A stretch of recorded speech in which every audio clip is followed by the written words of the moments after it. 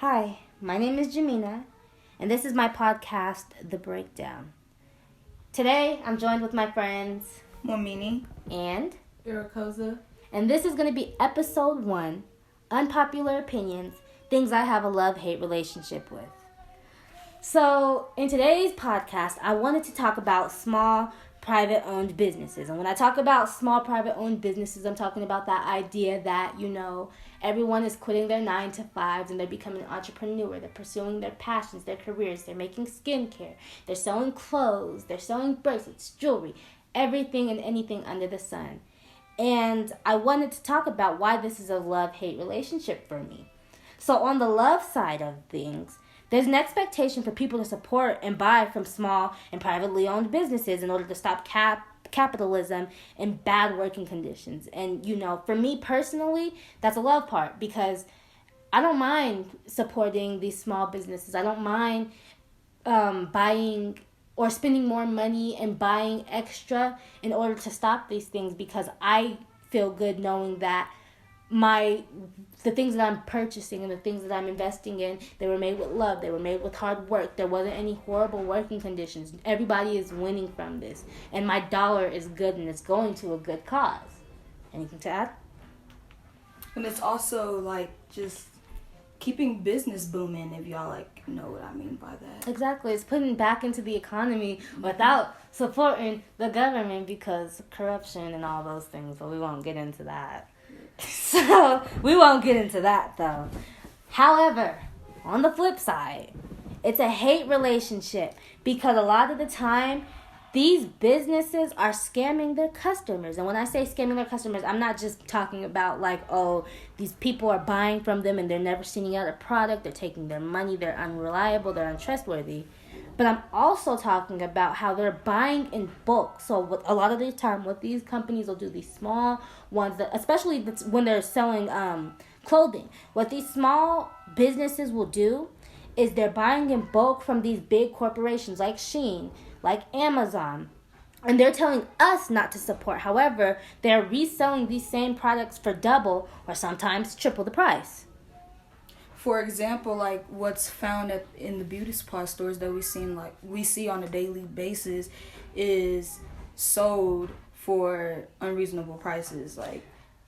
And for example, let's say a lip gloss at the beauty supply store that only costs $1, you'll see somebody selling that for $5. Or literally, it's just crazy. This gets me so upset. This makes me so upset because I've seen it happen. It's not seen it. They're doing this. They'll be selling mink 25mm lashes for $20, $30, $40. Just one pair. Meanwhile, they got this same pair in bulk from AliExpress. And it's kind of sort of how can you be putting that back into the community? Why is that the thing that you choose to put back into the community? You're scamming your people. You're scamming the people that you want to support you. And it's not done with love. It's not done with care or compassion. It's only done, it's done with the same intentions as these big corporations.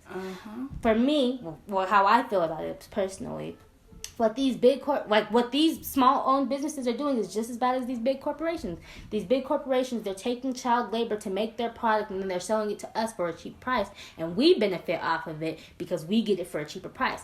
They benefit off of it because not only are they making these sales, but they're building up their brand, and they're doing it for cheap. It costs them literally little to nothing, and they're profiting greatly off of it. However, it's bad for these people that are in labor, barely being paid anything. And I feel like it's that exact same ideology because these businesses, these small-owned, private-owned businesses, they're buying from these big corporations they're telling us not to buy from, turning around and selling it to us. And in the end, nobody is winning, except for them, of course. It's just the nerve and But it's not winning in the right way. So exactly, because, a lot of the time when we do support these smaller private-owned businesses, we're doing it because we want to be better. We want our dollar to mean something. We want our money to be put into something where there's care, where there's love, where the person who's working behind the scenes is going to work hard for our stuff because this is their passion and this is their dream, and we're working to support that. You know what I mean? And so, for them to do that. It's kind of like, wow. Like, right. What can you say? That's the hate part. So I feel like if I had to rate this on like a spectrum or a scale, I would say this leans more towards the hate part of the love-hate relationship than the love part for me, personally. What do you think, Minnie? Yeah, it's really a hate for me, too, because it's a big issue, for one, and... It keeps happening. Yeah. It keeps happening. And it doesn't stop, and nobody's stopping them. And when it, like, it's kind of like, okay, and then it's like you get a whole bunch of slack for not supporting these small-owned businesses or brands because that's not where you want your dollar to go to. But then, you know, on the outside looking in, it's kind of like, how could you not support these local businesses? You know what I mean? So it's kind of like, it's a damned if you do, damned if you don't situation. Because it's like, I don't want to support them. And they're not really making sales, and even though they're buying these products in bulk. But then we turn right back around and we support these big corporations that they're buying from. So it's kind of like, it's not good. It's not good. Like, it's just... No matter what you do in that situation, you're either going to be paying overpriced bad things or low-priced bad things. So, I don't know. But then you have to think of it like, it's not everyone. You know what I mean? Not everybody is doing this, but a lot of them are. So, for example, I did some research on this a little bit just to further prove my point. And so, on Instagram, you know how they have, like, the option where you can, like, shop people's websites and stuff like that. So I just did a little bit of digging just to see if I could prove my point, just to see if what I meant had any like substance to it, what I was arguing. And so I went on an Instagram page. It's at Y2K Diamonds. They're on Instagram. They're selling a leopard print trim pink cami for $20, and they're marketing it as the Kathy top. However, on Shein, the exact same shirt, the exact same, like, copy, paste, retails for $9. $9! You mean to tell me you're selling Shein quality, because mind you, even though Shein is cute, the quality is trash. Like, it's bad, it's cheap, it tears, it wears. You can't wash any of their stuff. Like, it's bad. It's bad. Like, it's worth the money. So you mean to tell me that you're going to sell me some Shein quality clothing for $20 when I can take that $20 to H&M and buy something that'll last me a year or two? And there are no difference in the material of the clothing. There's no difference in the material. And then the prices are just absolutely trifling. Crazy. The prices are trifling. Be real about it. Like, this is what we have to go through. Literally, this is what we have to go through. So, another example, though, however, like, just to add some more fuel to this fire of us crapping on private-owned businesses, on Instagram, again, there's a shop, and the name is @shop.ty_aesthetics, and they're on Instagram. And they are selling, and you guys won't believe this price, they are selling their blue patchwork high-waisted jeans on Instagram for $74.99. Mind you, these jeans are ugly. Like, these jeans are ugly. Like, they don't even look worth the price. But, you know, I digress. Everybody has a different style.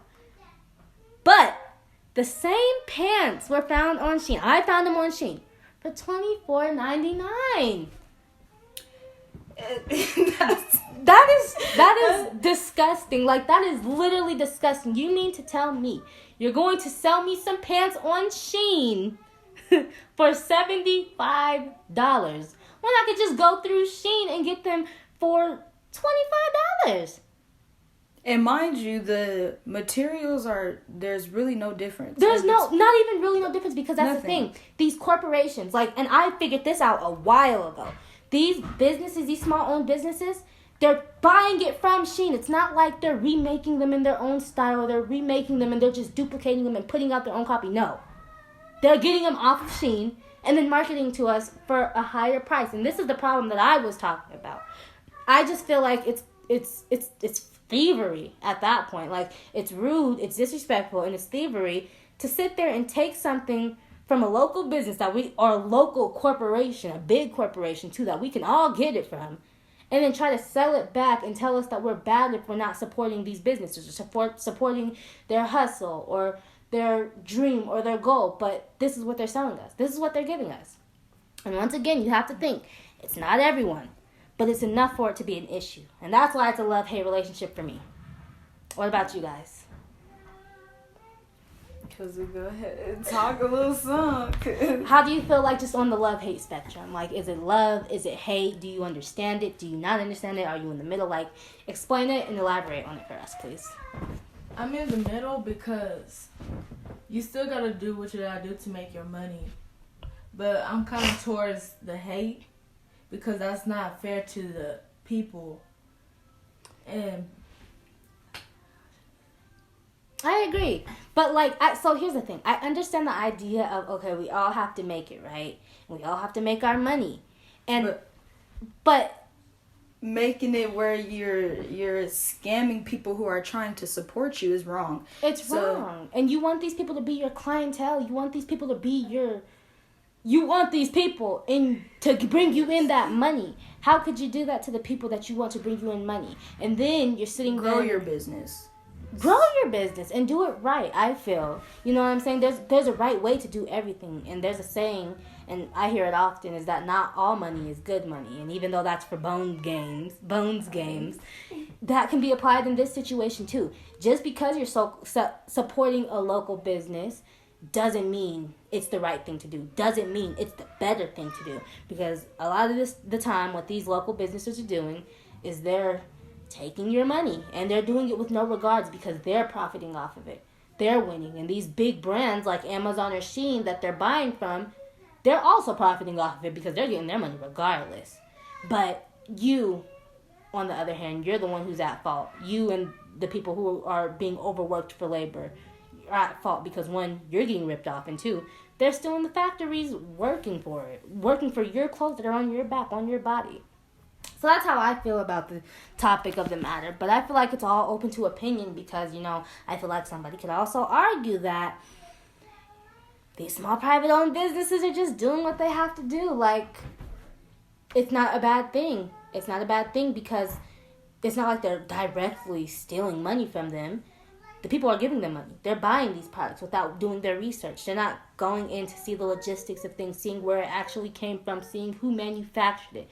All they're doing is they're blindly buying these products and giving it to the people, and they're thinking, oh, well, it's not my fault how it ends up. I didn't steal the money from you. You bought this product from me, and I gave you the product. So, it can be up to debate, but that's just how I personally feel about the matter. Anything else that we want to add before we move on?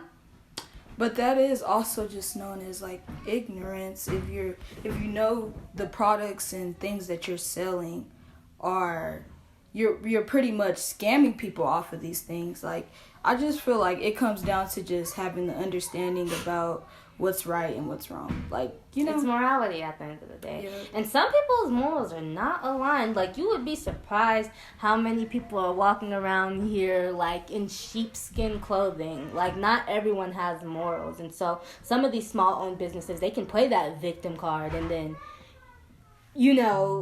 do what they want to do in the end and take these people's money and not feel an ounce or lick of regret because at the end of the day, they win. All right, so before I get into the next topic or whatever, I just wanted to ask Minnie Kaza, what products do you use in your hair? I use Cantu. And what do you use? Jamaican castor oil. Oh. Well, me personally, I use whatever is affordable. So sometimes I buy a Camille Rose. Sometimes I'm using Cream of Nature. Sometimes I'm using Shea Moisture. It all just depends. But I asked this question because it brings us into the next topic, which really what just has like natural products in it. I really like sticking to things that aren't just have too much crazy chemicals in it, because just I can mess with the like coconut stuff that has like the aloe vera. Like I mess with stuff like that because it's good for your hair for one. It's good for your hair, right? And it moisturizes it, keeps it growing. Right. But anywho, folks. Alright, you guys. So I asked this because the next topic that I wanted to get into would be white people manufacturing and marketing black hair products. And I know that sounds a bit harsh, but let me explain. In the black hair community, the natural black hair community especially, we have products such as Shea Moisture, Cream of Nature, Cantu, Do Grow, Wild Grow, all types of things, like a plethora of lists. Everything that I just mentioned there was manufactured and marketed to the black hair community by white-owned businesses. And I just really wanted to get into that topic and how it's a love-hate relationship, because on one end, for me personally, it's a love relationship because it's like, this is what's affordable. Cantu, you can buy Cantu for like $3. Like, it's really cheap. And, you know, just a little bit of background on black hair, it needs daily moisture. Like, black hair as in kinks and coils and curls, you know, type 3 texture and beyond, it loses moisture so quickly, and it has to be maintained daily. So as a black person, we buy these products in order to keep moisture in our hair. And so, you know, like I said before, what's affordable is Cream of Nature, Cantu, Shea Moisture.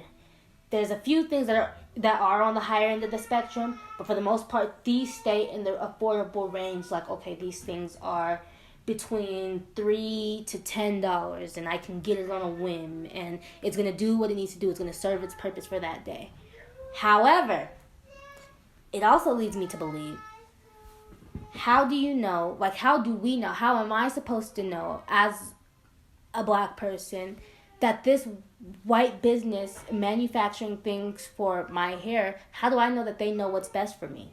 How they know what's best for my hair? We have different hair textures, different kinks, different curls, different coils. Our hair retains moisture differently. Our scalp doesn't naturally produce sebum as often and as frequent as white hair.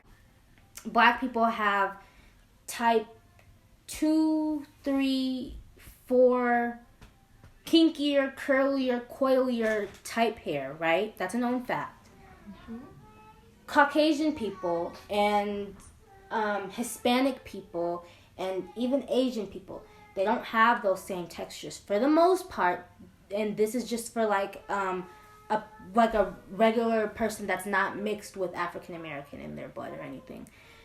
They will have finer hair, so straight hair, maybe a bit of a beach wave, maybe a tiny bit of a curl, but for the most part, they will have finer hair. And so I feel like because there is such a difference between our textures, and, you know, another thing, you know, Caucasian people or non-black people, they wash their hair daily. We do not wash our hair daily. We wash our hair on specific days, so once every 2 weeks for some of us, or once every few months for some of us, because our scalp does not retain sebum. It doesn't produce sebum as often, and our hair does not retain moisture. And if we do wash our hair often, it breaks off, it snaps, it's unhealthy, it's damaged. So I just feel like in this community, how do I know as a black person with this kinkier, curlier, coilier typed hair, how do I know that my hair is safe and that what they're producing is in best interest of my hair when we don't have the same type of follicles to begin with? And although we're stating all these opinions about what we feel about this topic, it's not like we're saying that Caucasian people don't have the knowledge to know about black people hair.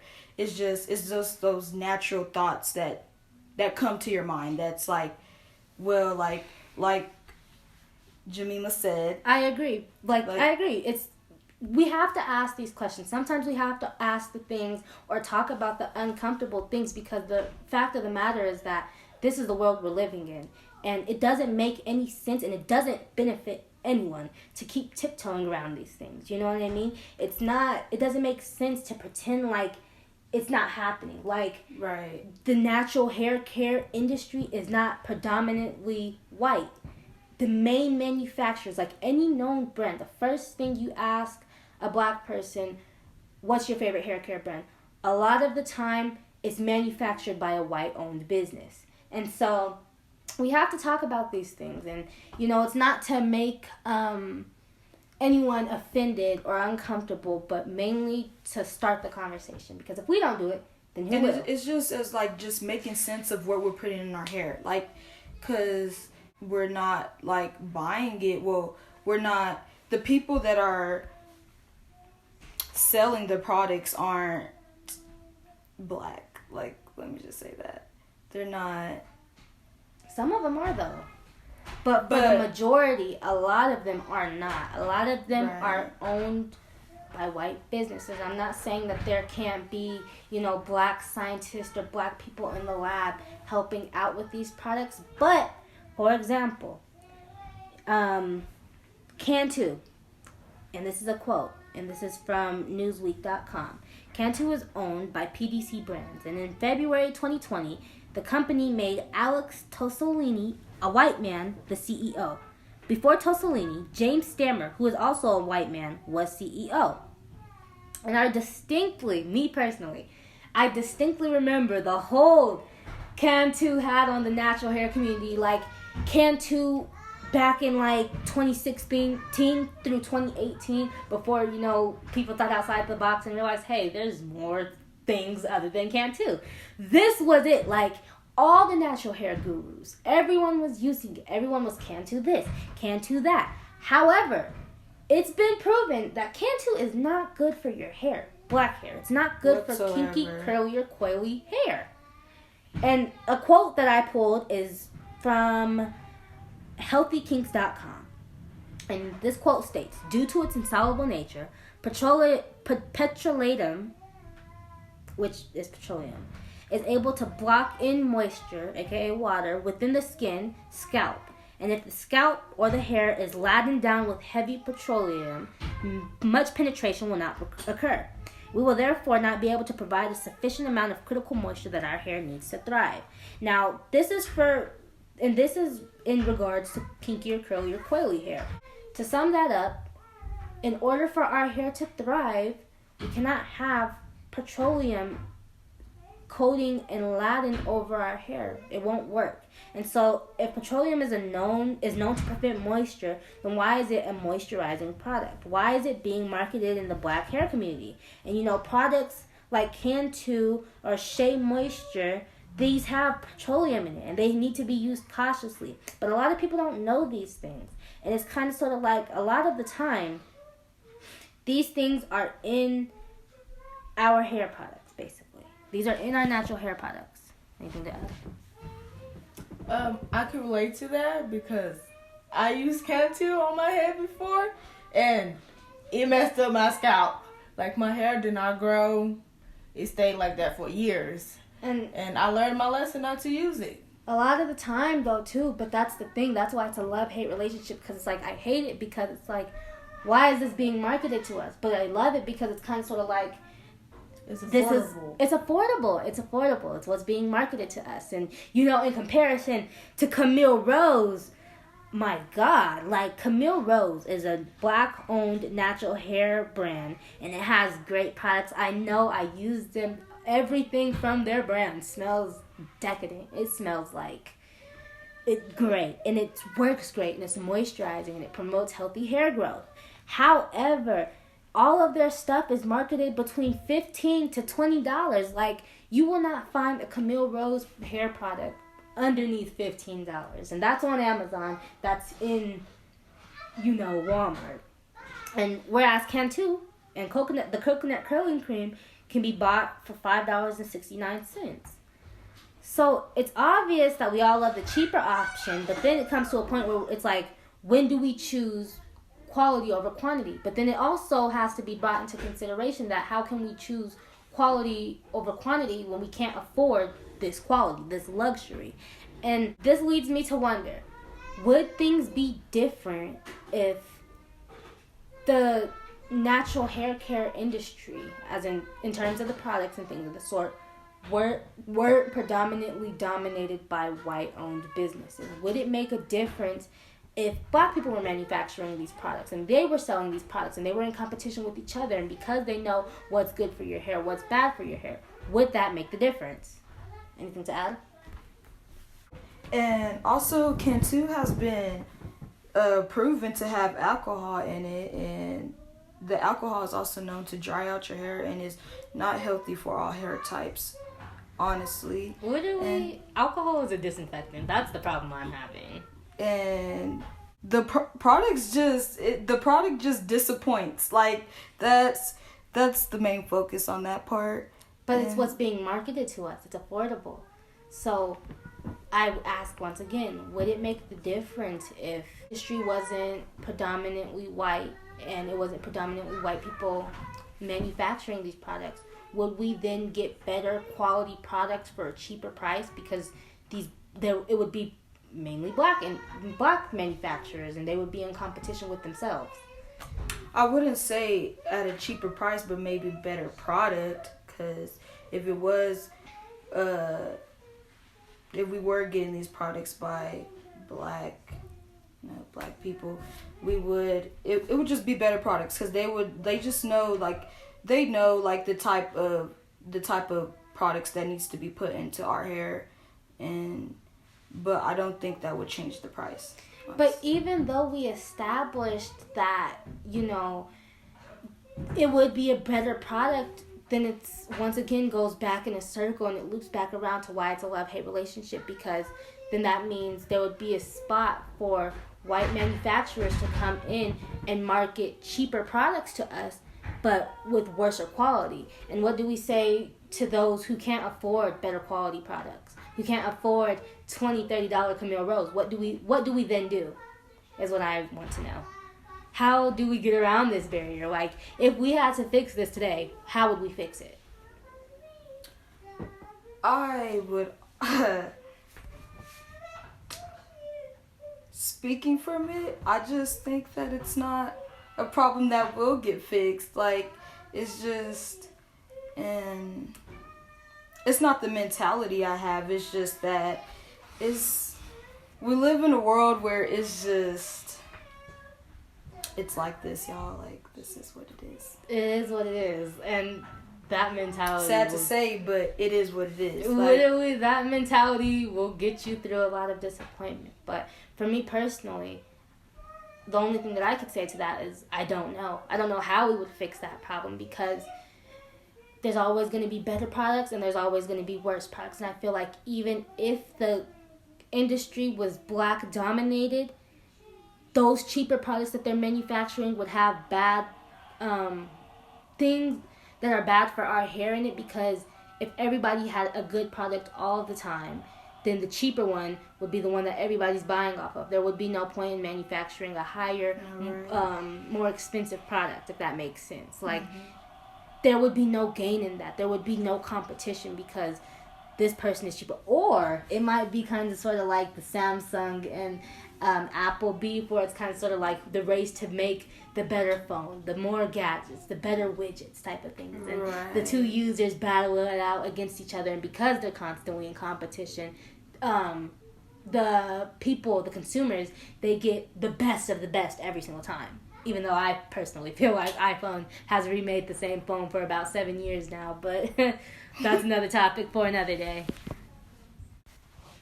So for the final topic, just to, kind of sort of close this up, and I feel like this is something that a lot of black people can relate to. The topic is overpriced stylists and oversaturation in the black hair industry. Now, I know, Minnie, you do hair, so I want you to just start us off on this topic. Like, I know you do hair, I know you know a lot about this. So let me know your thoughts and opinions and feelings on it and why it's a love-hate relationship for you. Okay. I'm going to start off for why it's really a hate relationship for me, because for one, many of these stylists, they want you to come with your hair blew out. And like, I feel like nowadays people they're not like willing to just take time to really take care of people's hair when that's your job. Like, you're supposed to take care of people's hair. So what I can say about that is, it's crazy that how, like, it's just so many expectations when you come to a stylist. Like, for example, many of these stylists, they don't do hair if you don't have more than 4 inches on your head. And I think that's crazy because like, I just, like, it's like your job to do hair. Like, you should, like, you already have expertise in that, in that field to just grip the hair, knowing how to just do hair, you know? I agree. Like, just to elaborate on what she meant by blew out is like, you need your hair to be blow dry. Like, you have to come with your hair. Like, a lot of the time, what these stylists want out of you are the most unreasonable things, especially for the price. And just to elaborate on her hate relationship about it, these stylists want your hair to be blow dried. They want you to be to be flat ironed, to be pre-washed and shampooed and conditioned. Like, they want you to come with their job already done, so that all they have to do is braid, when in actuality your cosmetology license covers all of that.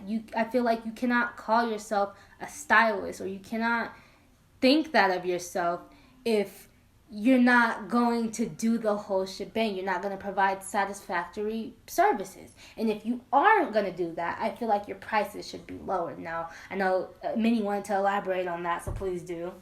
Okay, so I just think it's unfair that women who do, like, just, I'm speaking about the short hair situation, like, have to pay more because it's just, it's like, for one, if somebody is already, like, just not comfortable, like, if somebody is putting so much trust in you to do their hair, and it's just like, y'all, like, especially like the black people, since we're already on this topic, like, y'all turn down people who really, like, they need, like, they can't turn to other people, like, we're coming to our people because it's our people, like, you know? But nobody else knows how to do our hair better than us.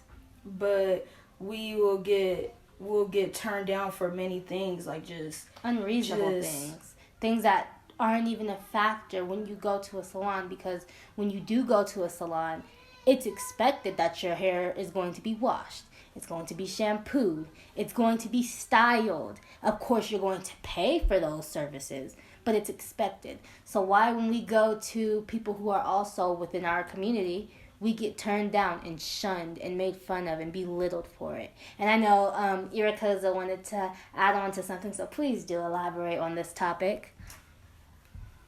You see, I have short hair, and I went through some situations like that. What types of situations? Like, you know, like getting turned down because my hair was short. And I just felt like that was not right. Because I don't have a lot of hair like other people, that doesn't mean I should get turned down. And if I'm paying for the price, I think I should just get the hair. I agree. But I feel like that is also up to interpretation too, because if it depends, I feel like a lot of it depends on the approach that is taken with it. Like, if the person doing your hair comes to you and says, hey, I cannot do this service on you, I personally cannot grip, or I can't style, or I don't know how to do short hair. Of course, to me, they're not considered a real stylist, but at least it's done in a proper manner where everybody is respected, nobody's feeling bad about it, and everyone leaves content with knowing what's what and what isn't. However, the part that just kills me from the inside and out, is when, you know, our own people are making fun of us. Knowing that it's a struggle to just live in society, just as black women are in general, as a whole. It's hard to live in our society. It's hard to fit into the idealistic European beauty standards. It's already hard enough as is. And although you expect woman empowerment, it's like it be your own people, like black people who are not doing that. Like, they're the ones bringing you down, and that's the issue with the whole with this whole topic that we are talking about. And it happens a lot in our community. Like, it happens a lot, so I just wanted to bring awareness to it. But on the flip side, for me, it's a love relationship, because once again, we're black women in this industry doing black hair, making a living for ourselves and making a name for ourselves. Right. It's good that we're starting to recognize our worth, because Don't think for a second that braiding hair is easy. And I'm not talking about French braids or Dutch braids. I mean hours, and I mean hours. I mean 4+ hours of parting, gripping, adding extension, going under and over and under and over and under and over again for 4 hours straight with 100+ braids in your hair. It's not easy, and it's good that people know their worth. However, the hate part of that comes in when these stylists are charging prices such as $600 for mediocre work. Like, for Rent example, like rent money, like that is like half of Colorado's rent for a 1-bedroom in like the suburbs. And like, then for like they're charging these overpriced, where they're charging where they're overpricing, and the work is the mediocre. The work isn't good, or even like the hair just won't last you that long. Like, for example, if you're getting in box braids, people expect that to at least last 2 to 3 months. Like, there's some of these stylists where you can only keep in your braids for a month. And I think that's ridiculous, because like, we're paying a lot. We're paying an arm and a leg, going out on a whim here. And a lot of the time these people, these braiders, they don't have their own shops, and they're just starting out. They're small-owned businesses. We're paying an arm and a leg to support these small-owned businesses, and a lot of the time, they won't even wash your hair for you. And if you do want your hair washed before the style, you have to pay extra. Yeah. It's just the nerve and audacity for me. So, for example, on that. So I follow this account on Instagram, and the account's name is @hairable_. And, on this account, they post natural hair content catered towards Black women with type 3 and 4 hair who experience these things. And they post testimonies of people who've actually just experienced ridiculous pricing. So, for example, there's a post on this account where the stylist charged $600 for her hairstyle. It was just regular plaits or regular box braids, and the box braids were medium sized. And just to give you a bit of background on it, a lot of the time the smaller your braids are, the longer it takes, and the bigger your braids are, the shorter it takes. However, the bigger your braids are, the less time they last. And what I mean by last is how upkept the hairstyle looks after a certain amount of time. So if you have bigger box braids, or you have larger parting in your hair, the braids are expected to last no more than 2 weeks to a month. So they're not expected to be upkept for any more than a month. However, if they're smaller, almost minuscule, you can barely see the parts, and the hair is very, very, very, very, very small, it can last anywhere up to 2 to 4 months. And a lot of the time, that's how many months people are expecting their hair to last. However, on this account, right, this girl, she was charging $600 for medium size. So these braids will probably only last a month and a half to 2 months. So medium sized box braids, and the work was very, very mediocre. Of course, it was neat and it looks nice, but it was mediocre. And she did not wash hair, she did not condition hair. She wanted you to come with your hair already washed, already conditioned, already blow dried, and the requirement was that you had to have more than 4 inches of hair.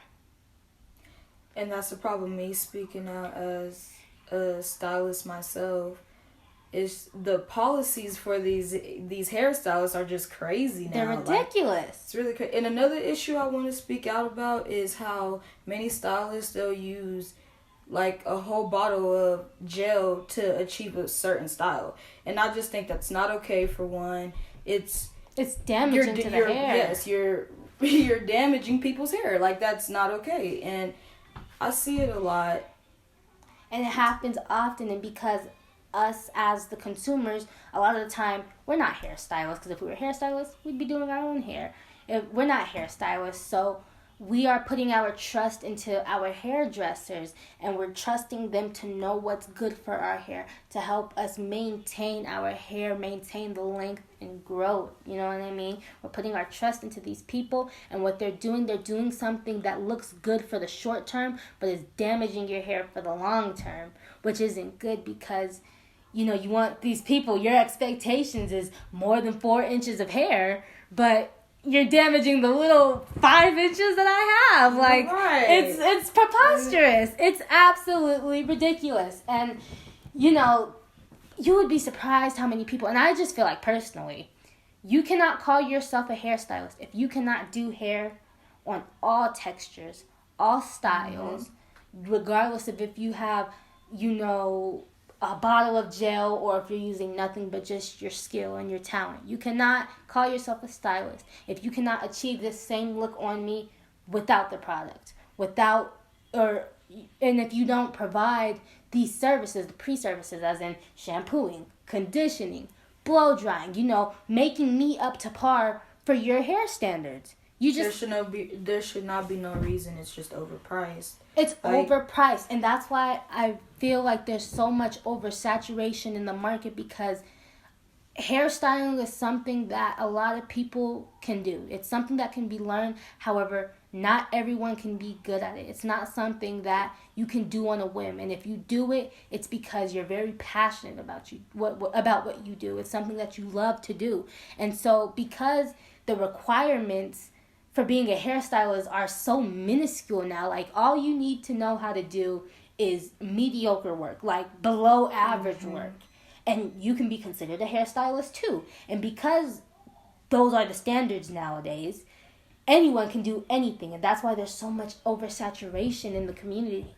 There's so many people playing pretend stylists because it's so easy nowadays, and the consumers, we're getting like the crap end of the stick every single time, because when you do find somebody that is probably good, a lot of the time their work is 600 over. But if you go to somebody who is not really that expensive, their work speaks for itself. Right. So I feel like a lot of it is up to debate. Like, how do you guys feel? Like, just for any closing or final thoughts about this topic, how do you guys feel? I personally feel like I just wouldn't want nobody to play in my hair. Just for one, I'm being overpriced, and then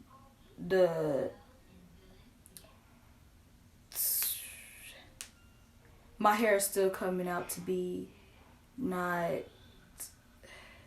how can I say it? Satisfactory. It's not satisfactory. Right. Like, not how I wanted. Or I'm gonna talk again about the short hair, because the thing is, with people with short hair, there's many people out here who want their hair to grow. So like, if you can't give them that service for them to get what their goals is to achieve hair growth on their head, like, then you're not a real stylist. Like, you're not a real just, stylist. You cannot be considered a stylist if your craft is not benefiting anyone. At this point, you're an artist. Like, you're just doing something for the short. It's a hobby. Let's say that. It's not even a career. It's not a pursuing of interest. It's just a hobby. What about you, Erica? Any last closing or final words for this? I agree with what y'all saying, really. And as a hairstylist, you should want people to know the importance of their hair, and playing in it shows a lot about it. And as well, it brings many trust issues to stylists that do that to people. So that's what I can say. I agree. So just to close it all up, in today's podcast, it was about unpopular opinions, things that I have a love-hate relationship with. We covered small, private-owned businesses, and where I was leaning on that spectrum and scale was more so towards the hate side. We talked about white people manufacturing and marketing black hair products, and I was kind of sort of in the middle, but leaning towards the love side because I really, really, really do understand. And finally, in the last segment, we talked about overpriced stylists and oversaturation in the black hair industry. I hope you enjoyed listening to this podcast. This is my first podcast, so even though it might be a little bit all over the place, it still has some really good information in it, and it's really informative, and it's a really good listen to. So I hope you give it a chance. So, any final words that you want to say to the viewers? Enjoyed hearing what I have to say. By the way, this is Mwamini, Anything you have to say, Koza? No. All right. That'll be it for today, guys. That'll be it for today, you guys. So I'm closing out. This was Jamina, Mwamini, and Irakoza, and this was The Breakdown. Thank you for listening. Bye-bye.